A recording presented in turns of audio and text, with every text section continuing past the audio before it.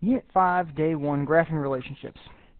The crux of what we're going to be talking about is covered in this one slide right here.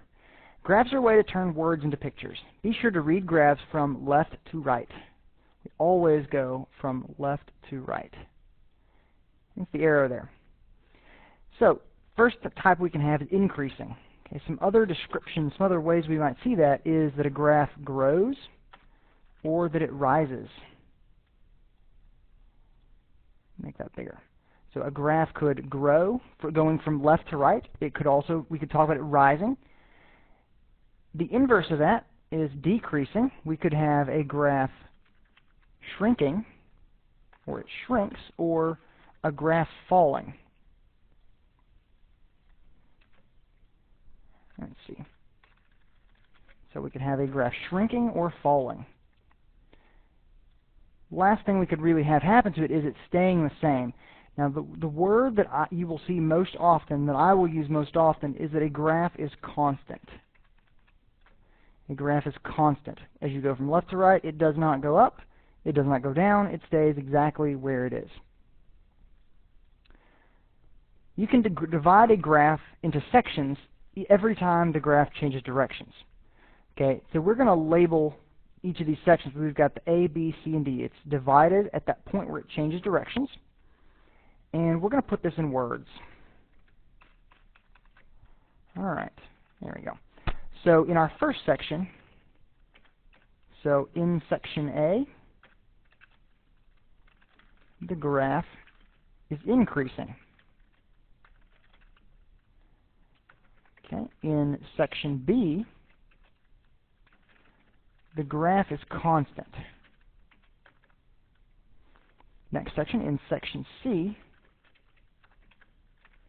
the graph is increasing again.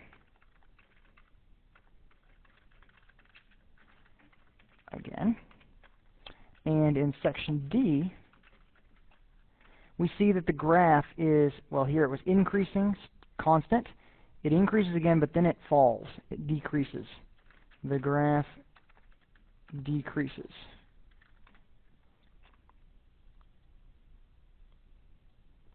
That's a really good way, using just the words increasing, decreasing, and constant, that we can describe every graph.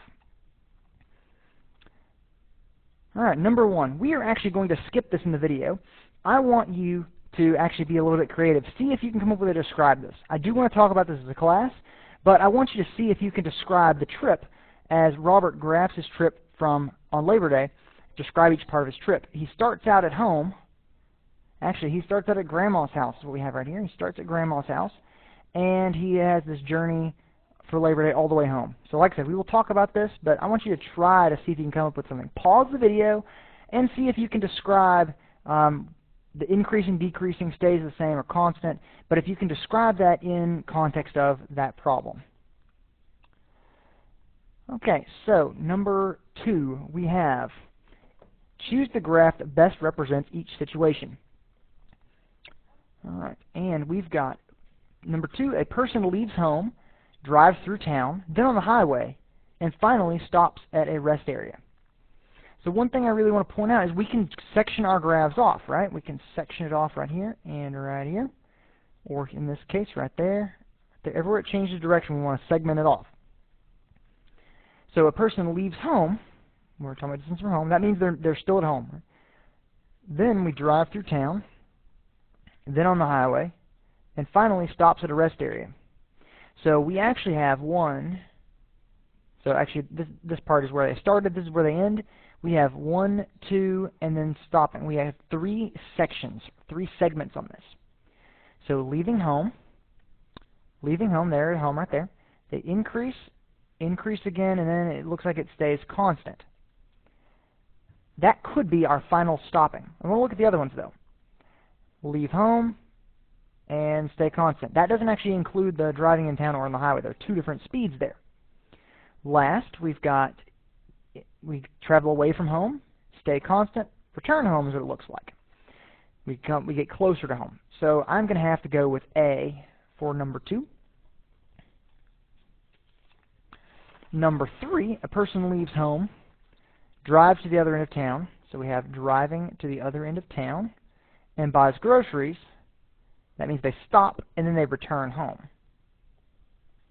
So we've really got drives, buys groceries. So we drive to the other end of town, which we've already eliminated A. Drive to the other end of town, buy groceries. But here in graph B, they never actually come home. They never decrease back home. So C is actually going to be our answer there. And then part A, person walks to a friend's house where they stay overnight.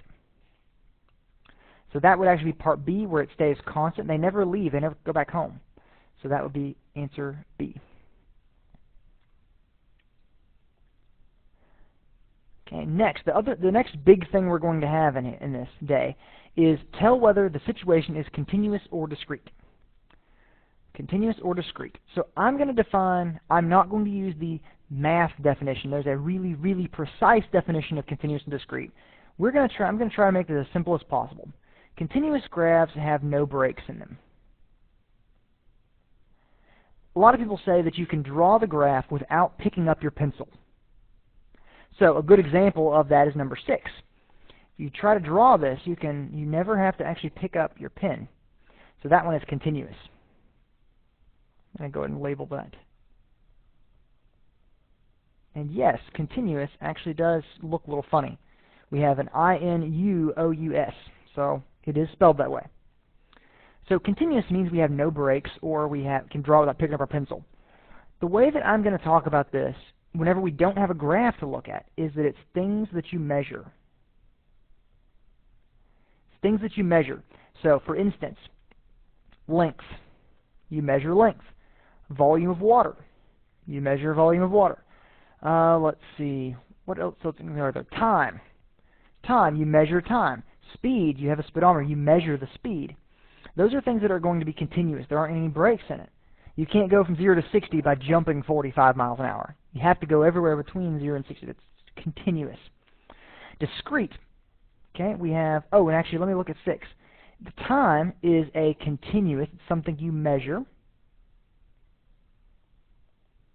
And speed is something you also measure.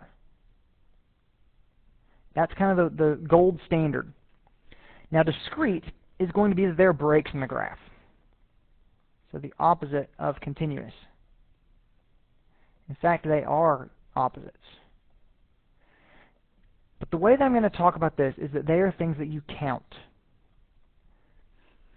Meaning, things like people. You don't necessarily measure the number of people you have. You count the number. You go 1, 2, 3, 4. There's breaks in that. You count the number of cars. You can't have 2.5 cars. You have 1, then you have 2, then you have 3. There are breaks in that between those. For instance, so I guess the thing you'd compare this to is actually number 5. Jamie's taking an 8-week keyboarding class. At the end of each week, she takes a test to find the number of words she can type per minute. So if we look at this, we have weeks and words per minute. So words per minute, you can have 1 word per minute, 2 words per minute, 3 words. There's not halves. There's not parts there.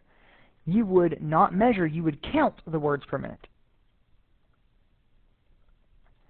Weeks as well. They're single things. 1 week, 2 week, 3 weeks. You don't actually measure that. You count it. So therefore, this one is going to be discrete. So remember that. You count or you measure. Count is discrete. Measure is continuous. So number 7. Simon is selling candles to raise money for the school dance. For each candle he sells, the school will get $2.50. He has 10 candles that he can sell. All right, so the question is going to be, we actually have candles, and we have money. So the question is, do you count candles or do you measure candles? Now we're talking about the number of candles, so yes, you could measure it and say I have a 6-inch candle, but we're really talking about the number of candles. So do you measure the number of candles? That really wouldn't make a whole lot of sense. Same thing with money. You count money out. You have pennies. So you actually count. You don't measure your money. Well, maybe you measure your money, but nope, most people don't. So this one is going to be discrete. It is things we count. Number 8. A water can is filled with water. it sits for a while the waters are planted. The water in the can is then emptied on top of the planted flowers.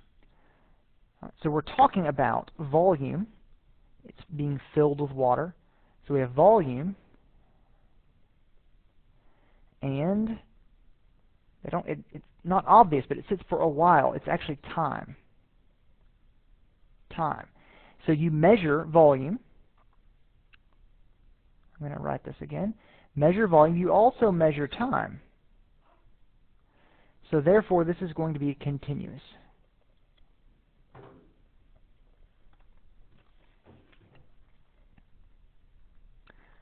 Number 9.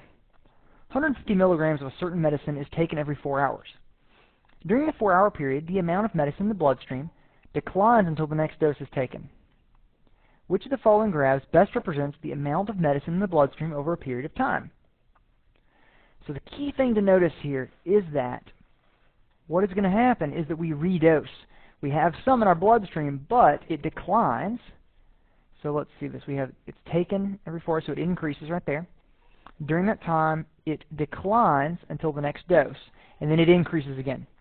So we're actually going to have a case where it increases, decreases, but we take medicine again, so it keeps going. So that is going to be H. All right. Number 10, which graph best represents the relationship between the number of hours spent driving a car and the distance traveled? Assume speed is constant and there are no stops. Well, first, it says there are no stops. That means we cannot have something that looks like, I don't know if you can see that, but it actually levels off. That would be a stop right there. Speed is 0. So C is out. Constant speed is actually going to be more of a line. So D is out. And then it looks like we have hours and miles. Well, I don't think this is ever going to decline, because the longer you travel in a car, the further you go, no matter how long you go. So actually the answer is A. Number 11, identify the graph that best represents the relationship between the number of hours a person works at $7.75 per hour and the person's total pay. So the longer you work, more hours, the more your total pay, right? These actually increase together. So we have hours and pay. The more hours you work, the more you get paid. So we can definitely narrow it down to H and J. And since we do have a constant rate of increase, 7.75 per hour, that is going to be that linear pattern J. Number 12, which graph best represents the temperature of an ice-cold glass of tea left on a kitchen table for a period of time? So the question here is, it starts out as ice-cold. It starts out cold, and as it sits out, what's going to happen to it?